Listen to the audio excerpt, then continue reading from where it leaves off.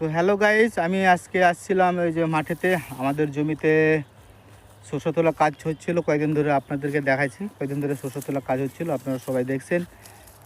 শস্য তোলা, তারপরে শস্য জোড়া করা, ঠিক করে সব কিছু। তো আজকে আমাদের শস্য ঠিক মাড়া হয়ে গেছে। এই দেখেন শস্য টস্য মাড়া হয়ে গেছে আমাদের, এই ঠিকই। তো তারপরে আমি এখন কাজ করছি, মাঠে আসছি, যে কোদাল টুদাল নিয়ে আল সব ছোটো ছোটো পরিষ্কার করতেছি।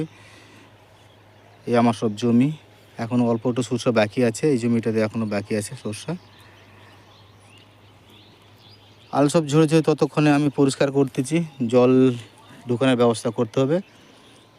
তারপরে আমরা বিচন টিচন তুলে আবার যেটা ধান লাগানোর ব্যবস্থা করতে হবে, তাই এগুলো আলটাগুলো সব পরিষ্কার করতেছি। ধান টান লাগানোর পরে শেষ এবারকার মতো।